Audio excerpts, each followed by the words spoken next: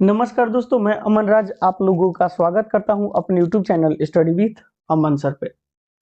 दोस्तों, आज हम लोग इस वीडियो में भारतीय भाषाई प्रेस स्वतंत्रता से पूर्व और स्वतंत्रता के पश्चात के बारे में बात करेंगे।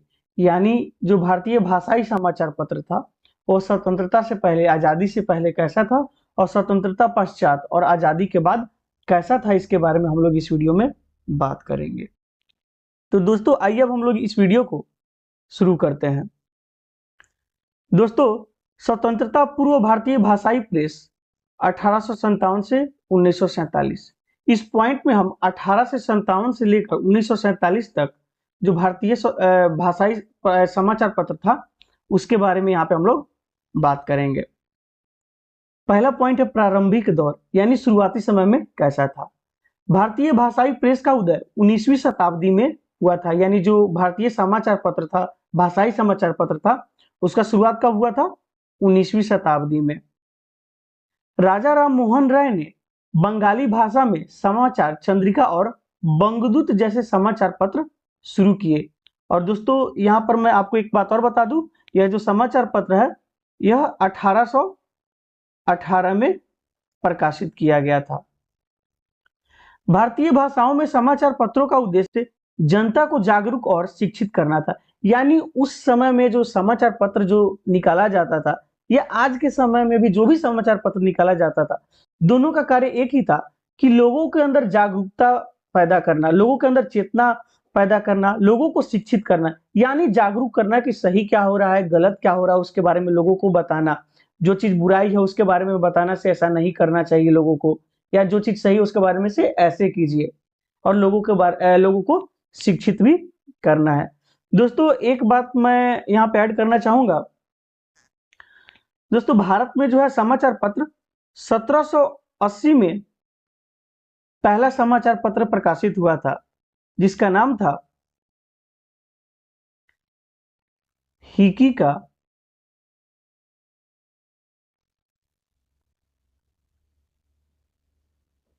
बंगाल गजट। और दोस्तों, और इसको किसने निकाला था? इसको एक Irish man James Augustus Hicky ने प्रकाशित किया था और यह कलकत्ता में निकलता था। दोस्तों, अगला पॉइंट है प्रमुख भाषाई समाचार पत्र। यानी उस समय का जो लोकल लैंग्वेज यानी क्षेत्रीय लैंग्वेज में कौन कौन सा मुख्य समाचार पत्र आता था या प्रकाशित होता था, उसके बारे में अब हम लोग यहाँ पे बात करेंगे। केसरी, यह मराठी लैंग्वेज में आता था। बाल गंगाधर तिलक द्वारा इसको प्रकाशित किया जाता था। यह प्रेस ब्रिटिश शासन की कड़ी आलोचना करता था। दोस्तों, केसरी जो समाचार पत्र था वह मराठी भाषा में आता था और बाल गंगाधर तिलक इसको प्रकाशित करते थे। और उसका जो मेन काम था वह अंग्रेज जितना भी बुरा काम करता था, जितना भी भारत के साथ में लूट खसोट करता था, जितना भी अत्याचार करता था, उस सभी को आलोचना के साथ में लोगों तक पहुंचाना था। वो छापता था और लोगों तक पहुंचाता था से देखिए कैसे अंग्रेज हम लोगों के ऊपर कितना अत्याचार कर रहा है जो नहीं होना चाहिए था। अगला है अमृत बाजार पत्रिका।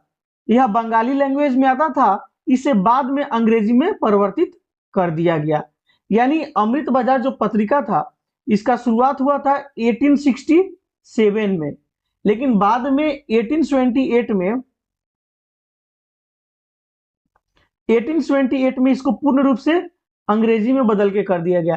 यानी पहले बंगाली में छपता था और बाद में अंग्रेजी में छपने लगा था। अगला पॉइंट है अर्जुन, और यह गुजराती लैंग्वेज में छपता था। महात्मा गांधी के विचारों को प्रचारित करता था। यानी महात्मा गांधी के जितने भी विचार थे या जो भी बात वो बोलते थे उन सभी को संकलित करके एक जगह एकत्रित करके लाता था और वो छापता था से महात्मा गांधी के ये विचार है, ताकि लोगों में जागरूकता फैले से महात्मा गांधी किस प्रकार से देश को आजादी दिलाना चाहते हैं, सत्य और अहिंसा के मार्ग को अपनाकर किस तरह से हमारा देश आजाद होगा, लोग बिना लड़ाई झगड़ा के बिना हिंसा किए ही अपना काम कर सकता है, उसका प्रचार प्रसार करता था। अगला पॉइंट है उर्दू प्रेस। यानी यह जो प्रेस था उर्दू में आता था और इसमें जो महत्वपूर्ण जो समाचार पत्रिका थी या पत्र था वह है अल हिलाल और अल बलाग। और यह जो समाचार पत्र था हमारे पूर्व राष्ट्रपति एपीजे अब्दुल कलाम द्वारा प्रकाशित किया जाता था। दोस्तों अगला पॉइंट है स्वतंत्रता संग्राम में भूमिका, यानी स्वतंत्रता संग्राम में हमारे देश को आजादी कराने में प्रेस कैसे अपना योगदान दिया, कैसे काम किया, उसके बारे में हम लोग यहाँ पे बात करेंगे। भारतीय भाषाई प्रेस ने राष्ट्रीय आंदोलन की गति बढ़ा दी थी, क्योंकि जैसे ही लोकल लैंग्वेज में पेपर छपना शुरू हुआ तो जो लोग थोड़ा बहुत भी पढ़े हुए थे वे सभी जो अंग्रेज जो कार्य किया करते थे, जो दुष्कार्य किया करते थे, सभी लोगों के साथ में जो अत्याचार किया करते थे, सभी को प्रताड़ित किया करते थे, जितना भी उनका घिनौना जो काम था वे सभी लोगों के सामने आना शुरू हो गया था। और लोग थोड़ा बहुत जो पढ़े हुए थे तो उसको अपने लैंग्वेज में मिल जाता था पेपर, और वो आसानी से समझ जाते थे, जिसके कारण से क्या हुआ, लोगों के अंदर चेतना जाग गया से हाँ हमारे साथ में गलत हो रहा है, जिसके कारण से थोड़ा सा भी आंदोलन होता था तो जो भी उनसे जो दुखी व्यक्ति होते थे सब कोई शामिल होकर एक साथ में उनके ऊपर हल्ला बोल देते थे। ब्रिटिश शासन की नीतियों की आलोचना की और स्वतंत्रता संग्राम के लिए जनता को प्रेरित किया, जैसे हमने पहले ही बताया था। यहाँ पे लोगों को स्वतंत्रता संग्राम के बारे में जानकारी देते थे से हाँ यदि कोई आंदोलन होता था, जैसे हम लोग असहयोग आंदोलन, दांडी मार्च, बहुत सारे ऐसे जो आंदोलन जो निकाले गए थे, लोगों को पता चलता था अपने क्षेत्रीय लैंग्वेज के पेपर में जो होता था उसमें छापा जाता था से हाँ ये चीज होने वाला है। जो भी व्यक्ति उसमें शामिल होना चाहता था जैसे ही सुनता था वह उसमें शामिल हो जाता था, जिससे क्या होता था जनसंख्या बढ़ जाता था और सब कोई एक साथ मिलकर एकजुट होकर प्रेरित होकर से हाँ हम लोगों को अब एक साथ आ जाना चाहिए, उसके खिलाफ बोलना चाहिए, एकजुट होकर स्वतंत्रता संग्राम में भाग लेते थे। दोस्तों वर्नाकुलर प्रेस एक्ट 1878 में लागू कर ब्रिटिश सरकार ने भारतीय भाषाई प्रेस को नियंत्रित करने की कोशिश की, क्योंकि दोस्तों भाषाई समाचार पत्र जैसे ही आना शुरू हुआ लोगों को आसानी होने लगा से जिसको जो लैंग्वेज में चाहिए था उस लैंग्वेज में पेपर मिलना शुरू हो गया और सब कोई को जो है समझ में आने लगा आसानी से, तो सब कोई अंग्रेज के खिलाफ में खुलकर बोलना शुरू कर दिए। तो अंग्रेज वर्नाकुलर प्रेस एक्ट 1878 में लागू करता है और बोलता है कि किसी भी लैंग्वेज में जो भाषाई जो क्षेत्रीय है जो भारत का उसमें पेपर नहीं छपेगा। अब इससे क्या होगा, अब अगर अपना लैंग्वेज में पेपर ही न छपे तो लोगों को कुछ पता ही नहीं चलेगा। यदि कोई व्यक्ति हिंदी पढ़ने वाला है उसको हम उर्दू दे दे और उर्दू वाले को इंग्लिश दे दे, इंग्लिश वाले को पंजाबी दे दे और पंजाबी वाले को बंगाली और बंगाली वाले को उड़िया या तमिल लैंग्वेज, कोई भी लैंग्वेज का अदर लैंग्वेज का दे दे जो जानता ही ना हो, तो क्या होगा, उसको कुछ समझेगा ही नहीं। भले ही उस पेपर में उसी का बुराई हो, उसके खिलाफ कुछ षड्यंत्र रचा जा रहे हो, उसके हाथ में पेपर तो रहेगा लेकिन वो कुछ समझ नहीं पाएगा। इसीलिए वो दिमाग लगाया कि हम प्रेस पर जो भाषाई जो क्षेत्रीय लैंग्वेज वाला जितना भी पेपर है ना उसमें हम रोके लगा देंगे, से छपेगा ही नहीं, नहीं छपेगा, नहीं लोग जानेगा, नहीं मेरे खिलाफ में कुछ बोलेगा। दोस्तों यहाँ पर एक चीज मैं और ऐड करना चाहूंगा, 1908 और 1910 में भी प्रेस पर प्रतिबंध लगाया गया था, जो है प्रेस एक्ट और इंडियन प्रेस एक्ट के नाम से इसको जाना जाता है। 1908 और 1910 में इसको लगाया गया था।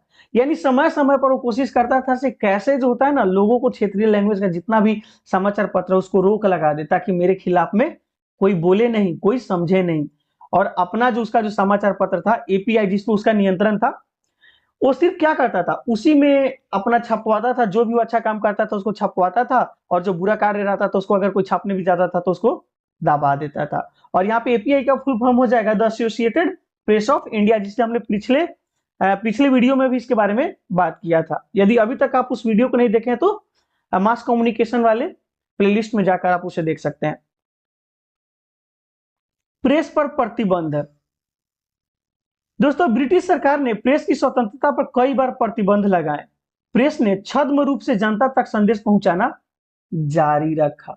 यानी प्रेस पर तो हमेशा से वो अंग्रेज चाहता था सच नहीं छपे लोकल लैंग्वेज में, वो क्या करता था उसपे प्रतिबंध लगा देता था, रोक लगा देता, लेकिन छद्म रूप से यानी छुप छुप कर, चोरी चुपके जो था ना चोरी चुपके यानी लोग क्या करता था छाप देता था और कहीं पे जाकर उसको प्रकाशित कर देता था। और दिखाने के लिए कुछ और आता था, जैसे छापने के लिए कुछ और छापा जाता था वहां पे, लेकिन उसके आड़ में क्या चोरी चुपके से जो अंग्रेज के जो खिलाफ है ना वो जितना भी सारी बातें होती थी उस प्रेस में छाप दिया जाता था और लोगों को बता दिया जाता था। यानी चोरी चुपके हमेशा जो प्रसारित किया जाता था लेकिन अंग्रेज के नजर में था, हम बंद कर दिए हैं।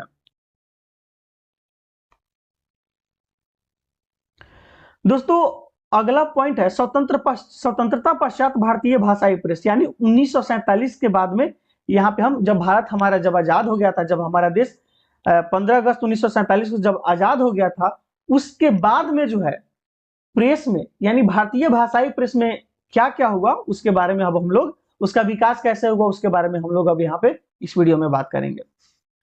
स्वतंत्रता के बाद विकास, यानी स्वतंत्रता के बाद में प्रेस का विकास कैसा हुआ उसके बारे में अब हम लोग जानते हैं।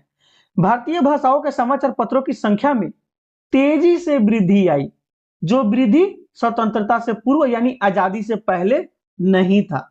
हम लोग अंग्रेज के गुलाम थे और वो जिस तरह चाहता था उसी तरह करता था। अगर नहीं करते थे तो हम लोग को जबरदस्ती मारता था, पीटता था, हम लोगों के साथ में बुरा बर्ताव करता था। लोग डर से कुछ नहीं करते थे, नहीं तो उनको गोली मार दिया जाता था, चाबुक मारा जाता था, बहुत प्रताड़ित किया जाता था, जिसके डर से विकास हुआ ही नहीं, कोई खुलकर बोलना ही नहीं चाहे। लेकिन जैसे ही हम आजाद हो गए, हमें आजादी मिली, हम लोग खुल के सामने आए और अलग अलग क्षेत्रीय भाषा में जो है क्या समाचार पत्र का विकास होने लगा। सब कोई अपना अपना लैंग्वेज में पेपर छापना शुरू कर दिया था।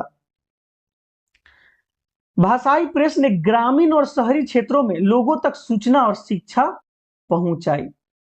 जो दोस्तों समाचार पत्र का काम ही है, चाहे लोकल एरिया हो या शहर एरिया हो, उसमें भेदभाव ना करे। जो भी चीज है सभी लोगों को जिसका जरूरत है वो निष्पक्ष होकर सभी लोगों को जागरूकता फैलाए, सभी लोगों को शिक्षित करे से आपको कौन सा कार्य किस प्रकार से करना है, अभी क्या घटना घटित हो रहा है, हमारे जो नेता है, हमारे जो देश के प्रधानमंत्री है, राष्ट्रपति है, वो क्या नया कानून लेकर आए हैं, उससे कैसे लाभ मिलेगा, लोगों को बताना, कोई न्यूज के बारे में, सूचना के बारे में लोगों को बताना से यह घटना घट गया है, या जो कोई नया नियम आया है वह नियम कैसा है, या किसी चीज के बारे में शिक्षित करना, जैसे कोई बीमारी हो या कोई क्लास वगैरह हो। आजकल तो कोई क्लास उलास के बारे में भी जितना भी होता है, जैसे वो लोग बता देते हैं से कौन सा कोर्स करना चाहिए, कौन सा कोर्स नहीं करना चाहिए, युवाओं को 10th के बाद में क्या करे क्या ना करे, ऐसे बहुत सारे जो शिक्षा की जो बातें होती हैं आजकल वो भी सारी बातें प्रेस में बताया जाने लगी है, यानी बताया जाने लगा है। लोकतंत्र में भूमिका, यानी जो आज क्या होता है लोकतंत्र यानी जनता के शासन में कैसे जो प्रेस काम करता है, अब हम लोग उसके बारे में बात करेंगे। दोस्तों भारतीय प्रेस को लोकतंत्र का चौथा स्तंभ माना गया है, और पहला जो 3 स्तंभ है वो है विधायिका,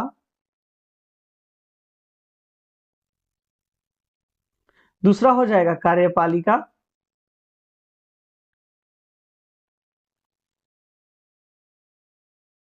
और तीसरा न्यायपालिका।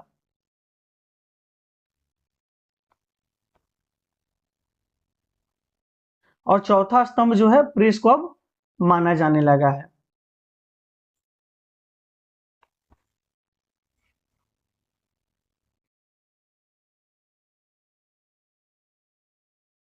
यहाँ पे विधायिका का कार्य क्या है, नया नया कानून बनाना, जिससे क्या समाज का विकास हो, समाज आगे बढ़े। कार्यपालिका क्या करेगा, वह नियम अच्छा से लागू हो रहा है या नहीं हो रहा है उसके बारे में उसको देख रेख करता है। और न्यायपालिका का कार्य क्या है, सभी चीजों का देखना, से कोई बुरा कार्य तो नहीं हो रहा है, किसी के साथ में भेदभाव तो नहीं हो रहा है, किसी के साथ में पक्षपात तो नहीं हो रहा है, इन सभी चीजों पे न्यायपालिका का कार्य है न्याय करना। लेकिन चौथा स्तंभ जो प्रेस है वो स्वतंत्र, और चौथा स्तंभ इसको इसलिए माना जाता है क्योंकि यह सभी लोगों के अंदर जागरूकता पैदा करता है। सो ऊपर वाले जो विधायिका, कार्यपालिका और न्यायपालिका है वो अपना कार्य जो सही से कर रहे हैं कि नहीं कर रहे हैं, उसमें कोई खामियां तो नहीं है ना। यदि कोई खामियां है तो उनमें लोगों का राय लेकर, अपना राय लेकर जनता के सामने रखेगा, अपने पेपर में छापेगा, तो लोगों तक पहुंचता है हाँ ये चीज गलत है या सही है, तो उसके खिलाफ लोग बोलते हैं। ठीक है, इसलिए उसको लोकतंत्र का चौथा स्तंभ माना जाता है।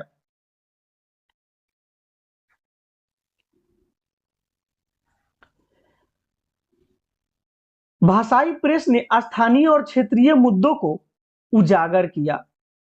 दोस्तों यदि किसी एक लैंग्वेज में निकाल दिया जाए, हिंदी में समाचार पत्र निकाल दिया जाए और इंग्लिश में निकाल दिया जाए, या इंग्लिश में, दोनों में से किसी एक लैंग्वेज में निकाल दिया जाए, तो उससे क्या होता है ना, सिर्फ एक पार्टिकुलर क्षेत्र तक ही वो सीमित रह जाता है। जो लोग जानते हैं उस लैंग्वेज को वो खरीदेंगे, लेकिन जो नहीं जानते हैं वो नहीं खरीदेंगे, क्योंकि उनको कुछ मतलब नहीं है।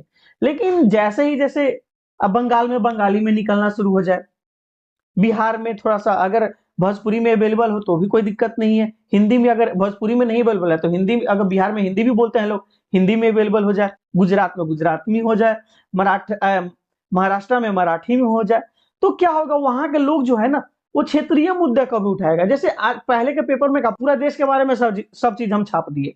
लेकिन यदि हमारा पर्सनल किसी भी राज्य का, चाहे बिहार हो, बंगाल हो, महाराष्ट्र हो या गुजरात हो, जो एक राज्य है, उस राज्य के जो अंदर का जो पेपर है, उस राज्य का जो अपना प्रेस है, अगर वो छापेगा तो क्या होगा, वहां का स्थानीय मुद्दा के बारे में भी ज्यादा फोकस करेगा। देश के मुद्दा पर तो फोकस करेगा ही करेगा, लेकिन साथ साथ में स्थानीय मुद्दा पर भी ज्यादा फोकस करेगा कि गुजरात में पार्टिकुलर क्या चीज का जरूरत है, गुजरात में क्या गलत हो रहा है, गुजरात में क्या लोगों को जानना है, उस चीज के बारे में वो ज्यादा फोकस करेगा। क्योंकि गुजरात के लोगों को वो चाहिए, पूरे देश के बारे में तो चाहिए ही, लेकिन सबसे ज्यादा मुख्य जो फोकस उनका जो होगा वो रहेगा से हमारे को हमको क्या फायदा होगा, गुजरात के लोगों को क्या फायदा होगा, उसके बारे में ज्यादा वो छापेगा।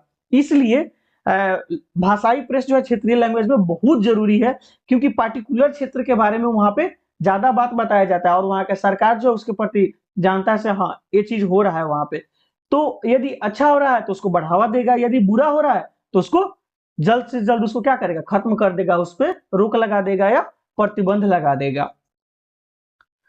चुनाव राजनीतिक आंदोलनों और सामाजिक सुधारों में महत्वपूर्ण भूमिका निभाई। यानी आजादी के बाद में हम लोग, सीधी सी बात है, लोकतंत्र देश में रहते हैं, तो यहाँ पे चुनाव आम बात है। हम लोग अपने जितने भी नेता हैं उनको अपने लोकतंत्र में क्या होता है, जितने भी नेता होते हैं उन्हें आम जनता द्वारा, नागरिकों द्वारा चुना जाता है। या जितने भी राजनीतिक आंदोलन और सामाजिक सुधार होता है उसमें भी वो प्रेस क्या है, महत्वपूर्ण भूमिका निभाता है। कोई नेता जैसे होता है, चुनाव के समय में देखते हैं हम लोग, जितने भी नेता होते हैं उनका जो वादे रहते हैं या जो भी बोलते हैं तो उसका प्रेस छापता है, से ये नेता ये वादा कर रहे हैं, ये नेता अगर जीत कर आते हैं तो ये कार्य करेंगे, ऐसा बोल रहे हैं। या जितने भी सामाजिक सुधार आंदोलन हो, जैसे समाज में कोई चीज अगर है जो गलत हो रहा है तो उस चीज के बारे में लोगों को बताता है और महत्वपूर्ण भूमिका निभाता है, उसको कैसे खत्म कर दिया जाए। यदि कोई नेता अगर वादा कर देता है कि हम ये काम कर देंगे जीतने के बाद में, लेकिन वो नहीं करता है, तो लोकतंत्र में क्या, उसको आजादी है प्रेस को बोलने का। जैसे ही वो जीत जाता है और नहीं करता है तो अगला चुनाव जैसे ही आता है तो उससे पहला क्वेश्चन नहीं होता था, सर आपने वादा किया था, आपने पूरा क्यों नहीं किया? आप तो बोले थे हम जीत कर आएंगे तो ये काम कर देंगे, लेकिन आप तो जीत गए, दूसरी बार जीतने के लिए प्रचार प्रसार कर रहे हैं, लेकिन पहली बार जीत गए तो जो काम बोले हुए तो काम किए ही नहीं। तो फिर अगली बार जनता आपको क्यों चुने? तो लोगों को जागरूक करेगा ना भाई, पहले वादा करके निभाया ही नहीं तो क्या ठीक है से नेता बाद में कर देगा। तो इसलिए डर से सब कोई जो है वो सही कार्य करने के लिए प्रेरित करेंगे, या तो डर से करे और नहीं तो अच्छा से करे।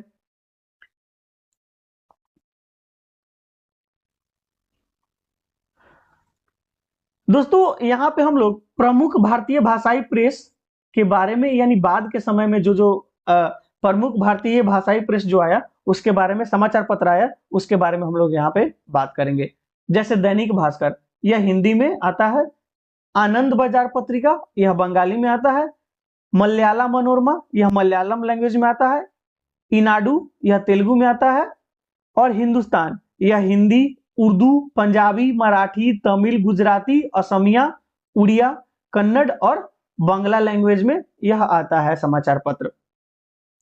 दोस्तों अगला पॉइंट है डिजिटल और इलेक्ट्रॉनिक मीडिया का प्रभाव। दोस्तों शुरुआती समय में सब कोई जानता है, समाचार पत्र आता था, सिर्फ पेपर आता था, पेपर से हम लोग पढ़ा करते थे, जो भी न्यूज होता था, जो भी समाचार होता था उसको पेपर से हम लोग जानते थे। और दूसरे दिन, एक दिन का इंतजार करना पड़ता, यदि कोई घटना घट जाता था आज तो हमको उसके लिए इंतजार करना पड़ता था, से कल होगा सुबह तो पेपर आएगा, पेपर वाला पेपर देगा तो हम लोग उसके बारे में जानेंगे। फिर थोड़ा सा हम लोग और आगे बढ़े तो रेडियो का समय आता है। उस टाइम में क्या है ना, एक समय होता था, उस समय में क्या होता, पार्टिकुलर सिर्फ न्यूज दिखाया जाए, न्यूज के बारे में लोगों को बताया जाता था, तो हम लोग इंतजार करते थे कि जैसे ही वो कैसे करके टाइम खत्म हो और वो समय आए तो हम लोग उस न्यूज के बारे में जान सके से क्या आज देश में घटना घटा, क्या हुआ क्या नहीं हुआ। लेकिन थोड़ा सा जैसे ही और आगे बढ़ते हैं तो हमारे देश में टेलीविजन आता है। तो उसमें क्या है, एक न्यूज चैनल आता है और उस न्यूज चैनल पे हम लोग उसके सिर्फ न्यूज वगैरह सब देखना शुरू कर देते हैं। पहले तो एक ही चैनल था, सिर्फ डीडी नेशनल, तो वहां पे सिर्फ सब चीज प्रसारित होता था, न्यूज भी हो या मनोरंजन का जितना भी खेल कूद वगैरह जो भी होता था सिर्फ वहीं पे बताया जाता था।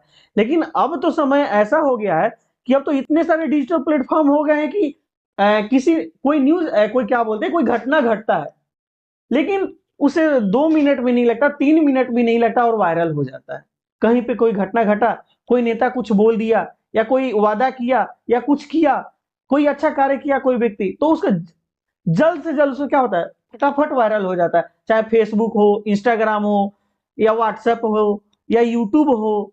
तो इससे क्या होता है ना, पहले जो हमें इंतजार करना पड़ता था वो सब खत्म हो गया।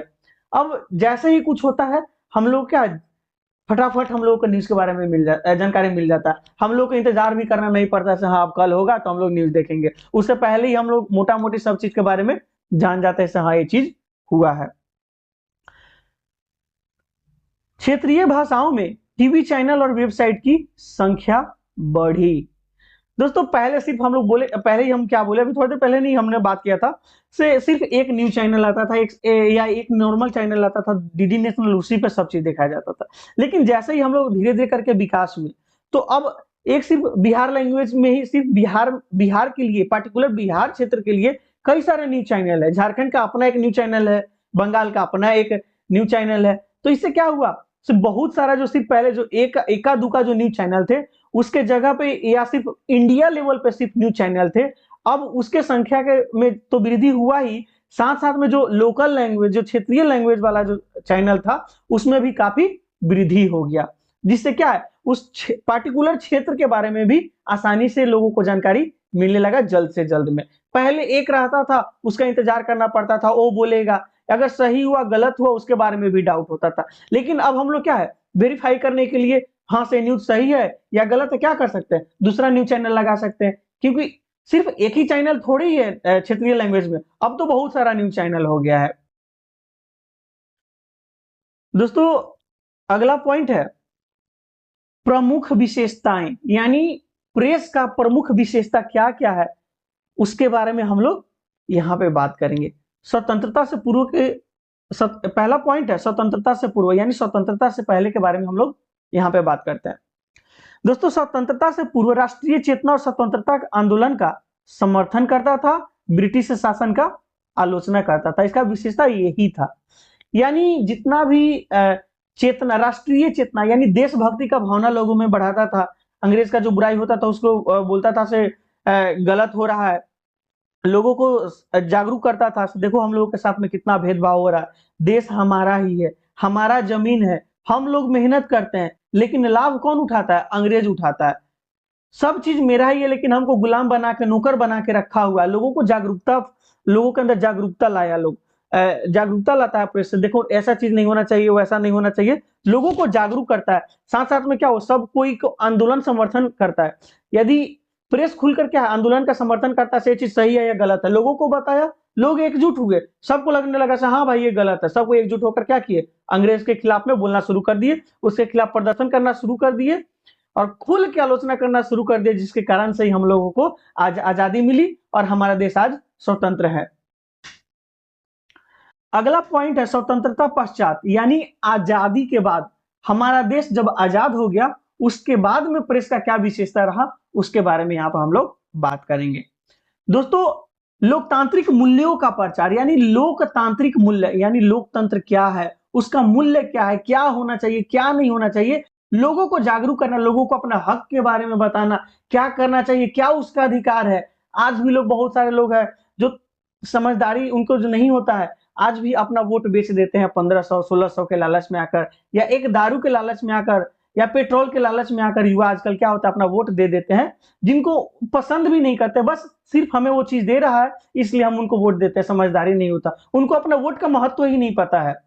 इससे उनका एक वोट है किसी जो बड़े बड़े से नेता जो है ना, उनको भी कुर्सी खाली करने पर मजबूर कर देगा।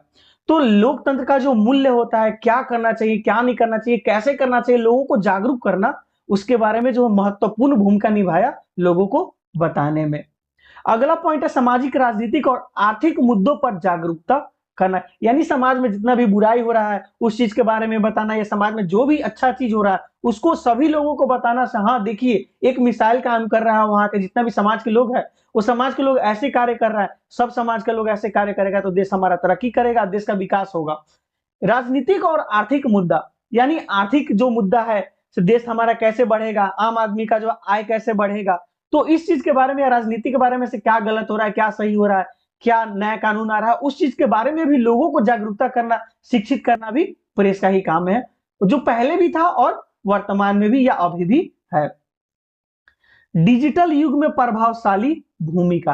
दोस्तों, प्रभावशाली भूमिका डिजिटल युग में इसलिए बढ़ जाता है क्योंकि जैसे ये 21वीं शताब्दी में जो है डिजिटल मीडिया आ जाता है, पहले जो हमें किसी चीज के बारे में इंतजार करना पड़ता था, एक दिन बाद में, 2 दिन बाद में हम लोगों को समाचार जो मिलता था, लेकिन अब क्या 10 से 15 मिनट में 10 से 15 मिनट में हम लोगों को न्यूज मिल जाता है। तो जिससे क्या है, या जैसे वीडियो वगैरह वायरल हो जाता है, किसी का ऑडियो वायरल हो जाता है, तो इससे क्या सब कोई डर के रहते हैं से कहीं मेरे बारे में, मेरे खिलाफ में किसी को कुछ मिल ना जाए, इसलिए वो हमेशा सजग होकर कार्य करते हैं। यदि मेरे बारे में किसी को कुछ मिल गया, वीडियो हो या ऑडियो क्लिप वगैरह कुछ भी मिल गया जिसमें हम लोगों के साथ में गलत कर रहे हो, तो आज के समय में किसी को भी सरकार नहीं छोड़ेगी, या लोग अगर समझ जाएंगे से हाँ मेरा नेता भ्रष्ट है, तो उनको 2 मिनट नहीं लगेगा और वो कुर्सी खाली करवा देंगे। इसलिए बोला जाता है डिजिटल युग में प्रभावशाली भूमिका निभाया। दोस्तों, निष्कर्ष के तौर में हम लोग कह सकते हैं कि भारतीय भाषाई प्रेस ने स्वतंत्रता संग्राम से लेकर लोकतांत्रिक भारत के निर्माण तक महत्वपूर्ण भूमिका निभाई है। आज भी यह समाज की आवाज बनकर काम कर रही है, बदलते समय के साथ खुद को विकसित कर रही है। यानी हमारा जो समाचार पत्र था, स्वतंत्रता संग्राम से लेकर हमारे देश को आजादी दिलवाने से लेकर लोगों को जागरूकता देकर, जागरूक कर आजादी में भाग लेने के लिए प्रेरित कर, आजादी होने तक से लेकर आजादी के बाद में भी महत्वपूर्ण भूमिका निभाया, लोगों को जागरूक किया, लोगों के अंदर चेतना पैदा की, लोगों को शिक्षित किया और खुद को विकसित किया, ताकि लोगों को और आसानी से और सही सही जो होता है ना सटीक जानकारी मिल सके, उसको लेकर डिजिटल मीडिया काफी विकास किया। दोस्तों, इस वीडियो में इतना ही, फिर मिलते हैं आप लोगों से अगले वीडियो में।